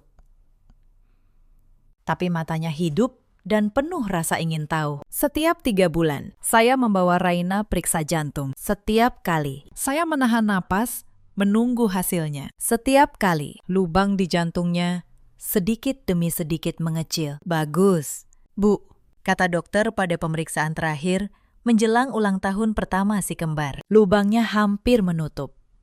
Kita pantau sekali lagi. Kalau bulan depan stabil, Raina tidak perlu operasi." Saya menangis di koridor rumah sakit. Tangis lega yang sudah saya tahan selama setahun penuh. Sementara itu, di sisi lain kota, keluarga Wijaja tidak tahu bahwa darah daging mereka sedang berjuang untuk hidup. Di tengah tahun pertama itu, ada satu peristiwa yang nyaris menghancurkan saya sepenuhnya. Suatu sore, seorang perempuan datang ke rumah petak saya di Bekasi. Saya tidak mengenalnya, tapi ia mengenal saya. "Kamu Anindita, kan?" katanya dengan nada merendahkan. "Mantan istri Baskara Wijaja." Saya mengangguk waspada. "Ada perlu apa?" Perempuan itu tersenyum sinis. "Aku diutus Sherina. Dia dengar kamu melahirkan. Dia ingin memastikan kamu tidak macam-macam. Mengaku-ngaku anak itu anak Baskara demi uang." Darah saya mendidih, tapi saya menahan diri. "Katakan pada Sherina, saya tidak butuh sepeser pun dari keluarga itu. Anak-anak saya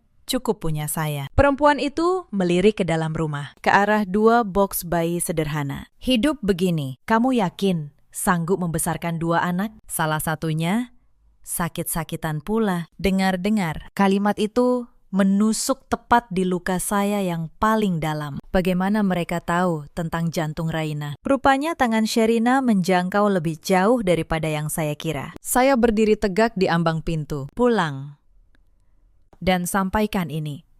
Saya pernah kalian jatuhkan saat saya tidak punya apa-apa, dan saya tetap berdiri. Apa yang membuat kalian pikir saya akan jatuh sekarang? Saat saya punya 2 alasan untuk berjuang." Saya menutup pintu di depan wajahnya. Tapi malam itu, saya menangis diam-diam di dapur, agar ibu saya dan anak-anak tidak mendengar. Bukan karena takut, tapi karena lelah. Lelah harus selalu kuat. Lelah tidak pernah boleh roboh, barang sehari pun. Esok paginya, saya bangun, mencuci muka, dan kembali menggambar. Karena seorang ibu tidak punya kemewahan untuk menyerah pada hari kemarin. Peristiwa itu, anehnya, justru memperkuat tekad saya. Saya mulai menyimpan setiap bukti dengan lebih rapi. 3 foto layar ponsel Sherina, catatan tanggal, dan kejadian. Saya bahkan mulai mencari tahu secara hukum.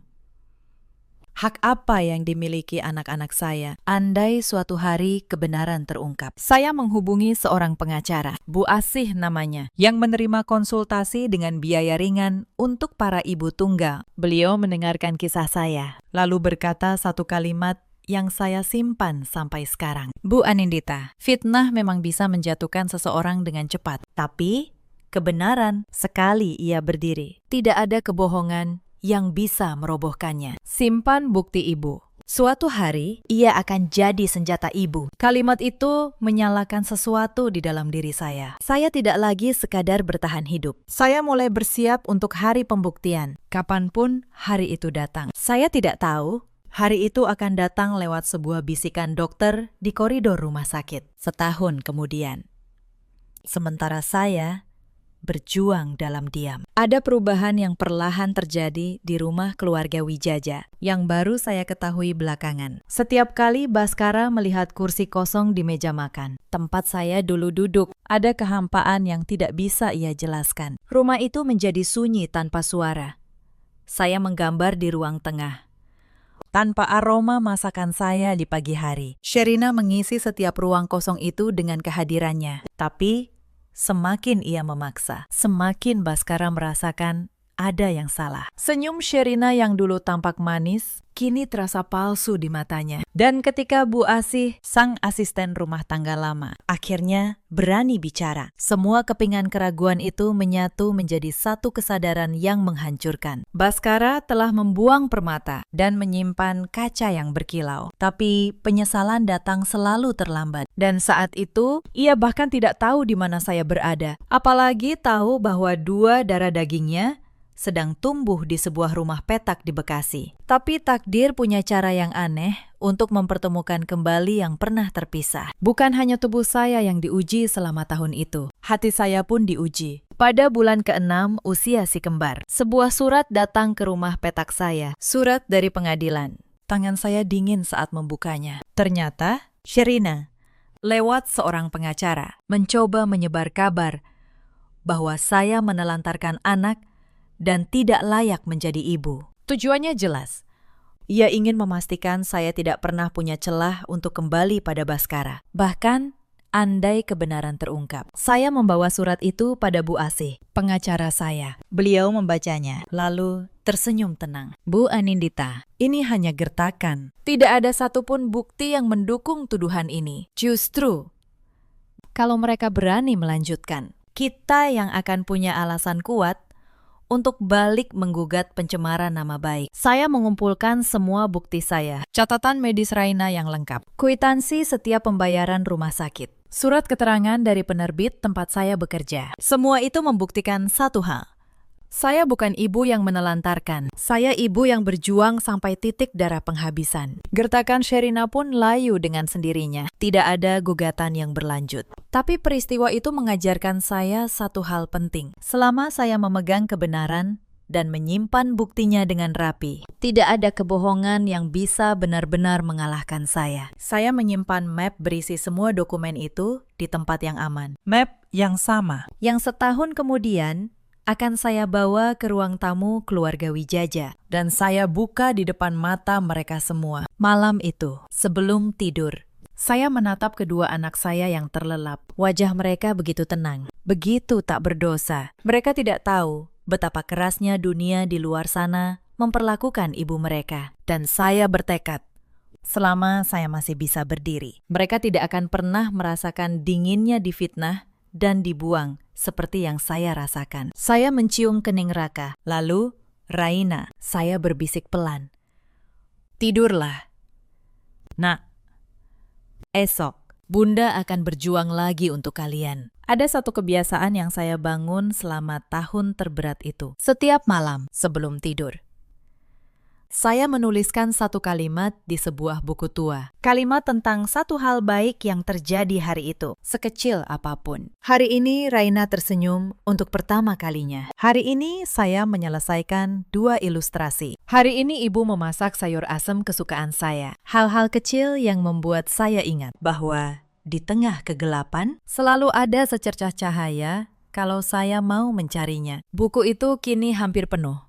Dan setiap kali saya membukanya kembali, Saya tidak melihat catatan seorang perempuan yang dibuang. Saya melihat catatan seorang ibu yang menolak kalah. saya pernah membaca bahwa emas tidak akan pernah tahu seberapa murni dirinya sampai ia melewati api. Mungkin itulah yang sedang saya jalani. Api yang menempa, bukan api yang membakar habis. Dan di antara semua catatan kecil itu, Ada satu kalimat yang saya tulis paling besar. di halaman terakhir. Saya menulisnya pada malam saat Raina pertama kali melewati pemeriksaan jantung tanpa keluhan. Kalimat itu berbunyi sederhana. Bunda tidak menyerah hari ini, dan Bunda tidak akan menyerah esok. Suatu hari, saat saya membawa Raina untuk pemeriksaan terakhir, sesuatu terjadi yang mengubah segalanya. Rumah sakit itu adalah rumah sakit terbaik untuk jantung anak di Jakarta. Saya rela menempuh perjalanan jauh dari Bekasi demi Raina. Dokter spesialis yang menangani Raina bernama Pak Reza. Beliau ramah dan teliti. Hari itu, beliau memeriksa Raina dengan saksama, lalu tersenyum.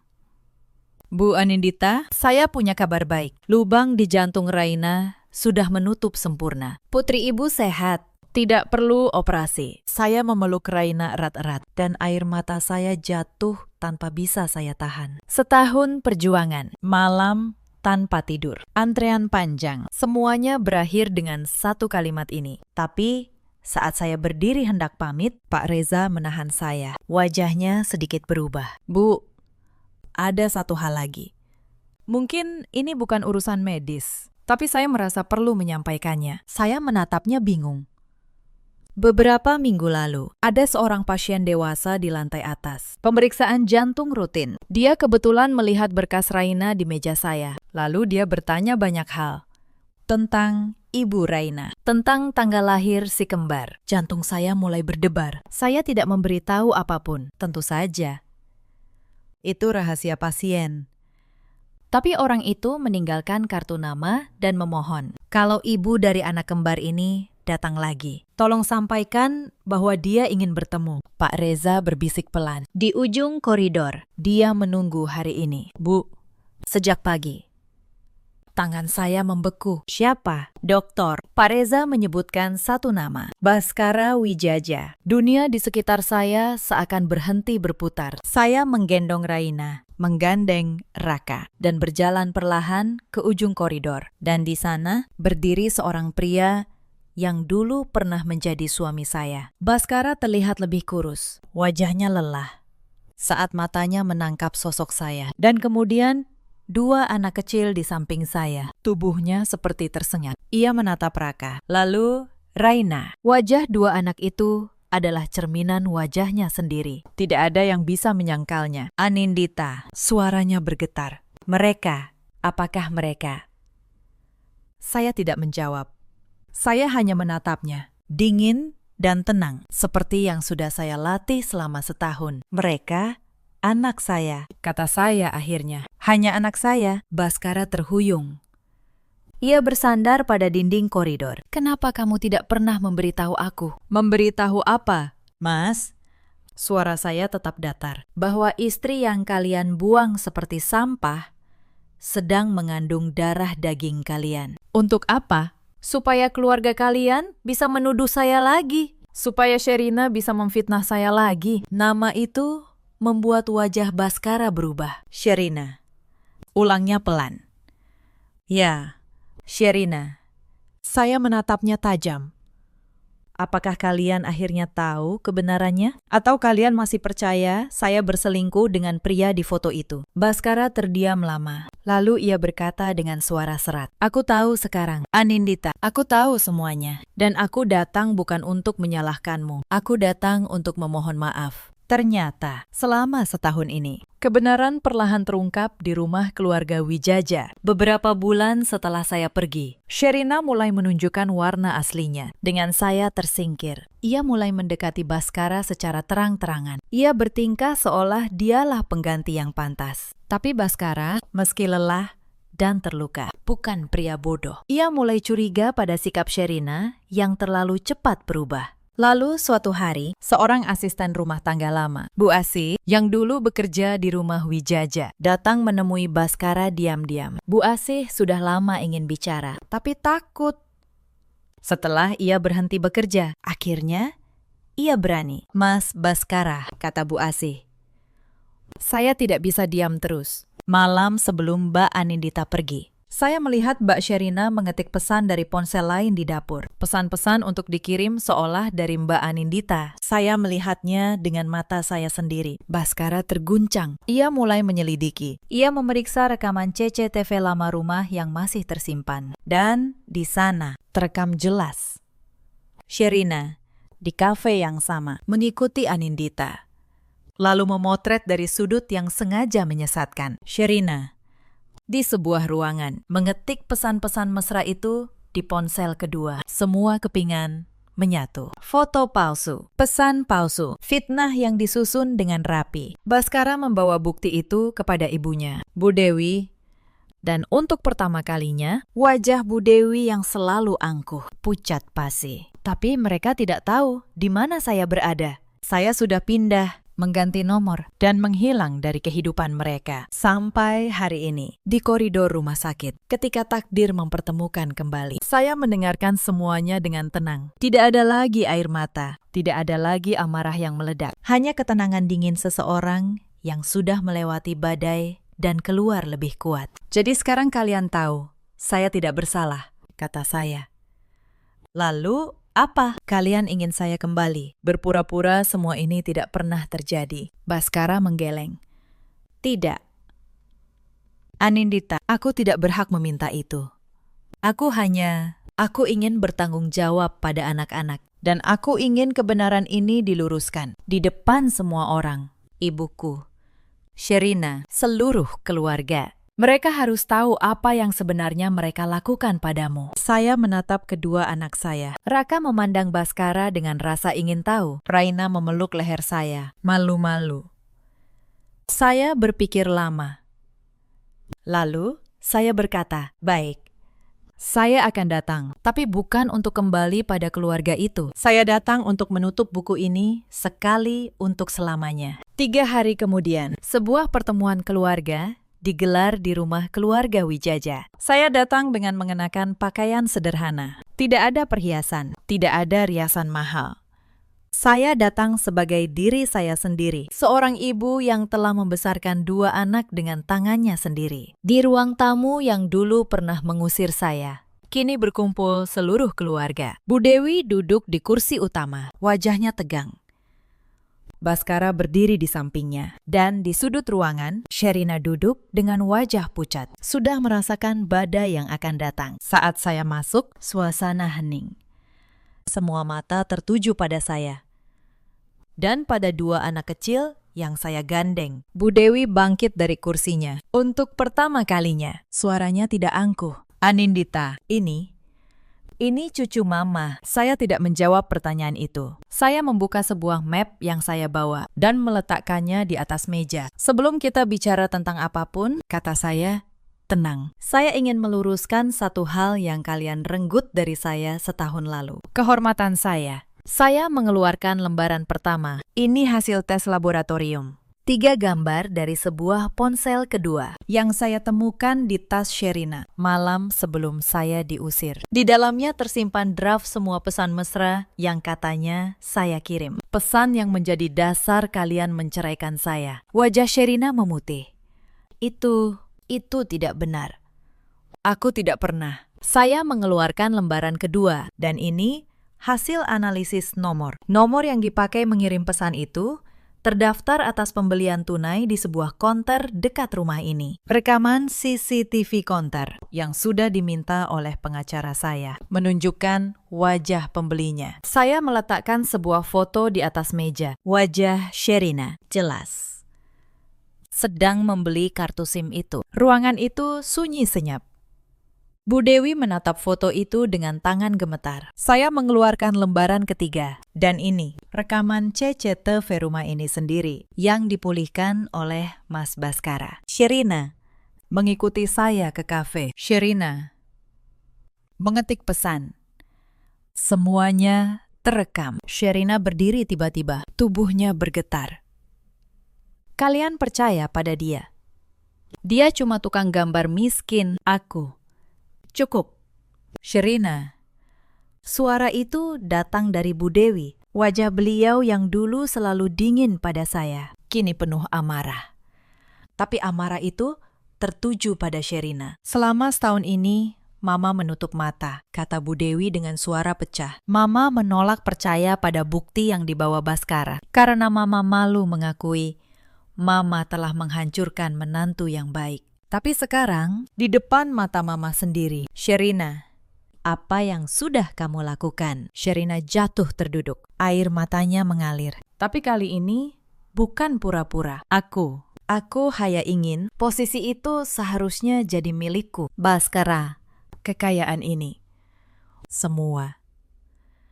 Seharusnya. Daimete. Suara Baskara dingin. Kamu menghancurkan keluargaku. Kamu membuat anak-anakku tumbuh tanpa ayah selama setahun. Demi kerakusanmu. Bu Dewi berjalan mendekati saya. Dan di depan semua orang. Perempuan yang dulu mengusir saya itu perlahan menunduk. Tangannya menggenggam tangan saya. Persis seperti di hari pernikahan dulu. Tapi kali ini, genggaman itu gemetar. Anindita, kata beliau dengan suara hancur. Mama tidak punya muka untuk meminta apapun darimu. Mama yang bersalah. Mama yang termakan fitnah. Mama yang mengusirmu saat kamu sedang mengandung cucu Mama. Maafkan Mama. Mama mohon. Saya menatap perempuan tua yang menunduk di depan saya. Hati saya bergetar. Tapi saya tidak membungkuk untuk menariknya berdiri terlalu cepat. Bu, kata saya pelan. Setahun lalu, di pintu ini, ibu berkata, saya tidak pernah pantas masuk ke keluarga ini. Kalimat itu menemani saya di setiap malam saya menggambar sampai subuh. Di setiap antrean rumah sakit, saat saya sendirian menggendong Raina yang sakit jantung. Bu Dewi terisak. Jantung. Raina sakit jantung. Iya. Bu, cucu ibu lahir dengan lubang di jantungnya. Dan selama setahun, saya berjuang sendiri membiayai pengobatannya. Sementara keluarga ini tidak tahu. Bahkan, mereka ada di dunia. Ruangan itu dipenuhi isak tangis. Bahkan Baskara menutup wajahnya. Saya menarik napas panjang. Lalu, saya membantu Bu Dewi berdiri. Saya tidak datang untuk membalas dendam. Bu, saya datang supaya kebenaran berdiri tegak di ruangan yang sama tempat saya dijatuhkan. Itu sudah cukup bagi saya. Saya menoleh pada Sherina yang masih terduduk. Dan kamu. Saya tidak akan menuntutmu, bukan karena saya memaafkanmu, tapi karena hidupmu dengan semua kebencian di dalamnya sudah cukup menjadi hukumanmu sendiri. Hari itu, urusan hukum diselesaikan dengan tenang. Sherina diminta meninggalkan rumah keluarga Wijaja hari itu juga. Tidak ada lagi tempat puntonya di sana. Baskara mengakui Raka dan Raina secara resmi sebagai anaknya. Bukan untuk menariknya dari saya, tapi untuk bertanggung jawab atas masa depan mereka. Ia bersikeras menanggung seluruh biaya pendidikan dan kesehatan kedua anak itu. Tapi saya tidak kembali menjadi istrinya. Sebagian luka, sekali retak, tidak bisa dipulihkan hanya dengan permintaan maaf. Saya memilih tetap berdiri di atas kaki saya sendiri, seperti yang sudah saya lakukan selama setahun. Baskara menerima keputusan itu. Aku tidak berhak memintamu lebih, katanya. Yang bisa kulakukan adalah menjadi ayah yang baik mulai sekarang.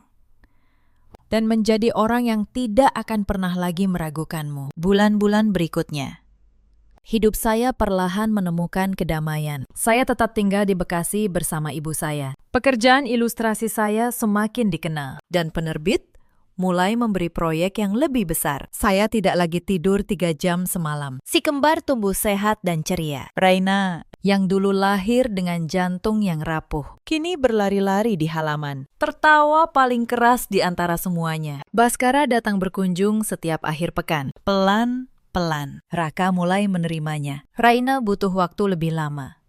Tapi anak-anak punya cara sendiri untuk membuka hati. Bu Dewi pun berubah. Beliau bukan lagi mertua angkuh yang menghitung kesalahan saya. Beliau datang ke Bekasi membawa serundeng, teh jahe, dan obat-obatan untuk anak-anak. Beliau menggendong Raina dengan air mata di matanya, seolah berusaha menebus setiap hari yang hilang. Suatu pagi, saat keluarga itu hendak kembali ke Jakarta setelah berkunjung, Bu Hani membungkuskan serundeng, teh jahe, dan sekantong obat flu anak untuk dibawa. Di sana, mungkin dingin, kata ibu saya. Jangan lupa pakaikan jaket buat anak-anak. Kalau ada apa-apa, telepon ibu. Ibu memang tidak kaya, tapi ibu punya banyak cerita dan kebaikan hati. Baskara mengantar kami ke stasiun pagi itu. Raka memeluk sebuah mainan rakitan yang masih kurang satu bagian, lalu memberikannya pada Baskara. Nanti kalau ayah ke Bandung, kita pasang lagi, kata Raka polos. Tapi kalau salah pasang, aku bongkar lagi, ya. Baskara berdiri mematung. Untuk pertama kalinya, Raka memanggilnya ayah. Ia hanya bisa mengangguk pelan, menahan air mata yang menggenang. Saya menatap pemandangan itu dari kejauhan. Dan untuk pertama kalinya sejak hujan September itu, saya tersenyum dengan hati yang benar-benar ringan. Cerita ini mengajarkan kita satu hal. Jangan pernah menjatuhkan seseorang hanya karena bisikan dan kecurigaan. Dan jangan pernah mengukur nilai seseorang dari hartanya. Karena hati yang kuat tidak pernah bisa dibeli atau dihancurkan. Ada banyak perempuan di luar sana yang pernah berada di posisi saya, difitnah saat tidak bersalah, dibuang saat paling membutuhkan, lalu dipaksa berdiri sendiri di tengah hujan. Untuk kalian, ketahuilah, diam bukan berarti kalah. Kadang diam adalah cara seorang perempuan menabung kekuatan untuk hari ketika kebenaran akhirnya berbicara. Ada juga banyak suami di luar sana seperti Baskara dulu, lelah, lalu memilih percaya pada yang paling mudah, bukan pada yang paling benar. Semoga mereka belajar bahwa keraguan pada orang yang mencintaimu adalah luka yang paling lama sembuhnya. Ada pula para ibu mertua karena takut kehilangan kendali atas anaknya, justru menghancurkan orang yang paling tulus dalam keluarga mereka. Semoga mereka belajar bahwa cinta sejati tidak pernah perlu menyingkirkan siapapun. Sherina pergi tanpa kabar, membawa kebencian yang tidak pernah membuatnya bahagia. Bu Dewi menghabiskan sisa hidupnya menebus kesalahannya, menjadi nenek yang penuh kasih. Baskara menjadi ayah yang bertanggung jawab, meski tidak pernah lagi menjadi suami saya. Dan saya, Anindita Kirana, akhirnya berdiri tegak, bukan sebagai istri siapapun, tapi sebagai ibu dari dua anak yang saya besarkan dengan cinta dan keringat saya sendiri. Dalam hidup, kita selalu punya pilihan. Kita bisa memilih hancur oleh ketidakadilan, atau memilih bangkit dan membiarkan waktu membuktikan siapa kita sebenarnya. Kalau kisah ini menyentuh hati Anda, ceritakan kisah kalian di kolom komentar. Bagikan pada mereka yang mungkin sedang berjuang dalam diam. Terima kasih sudah menemani sampai akhir.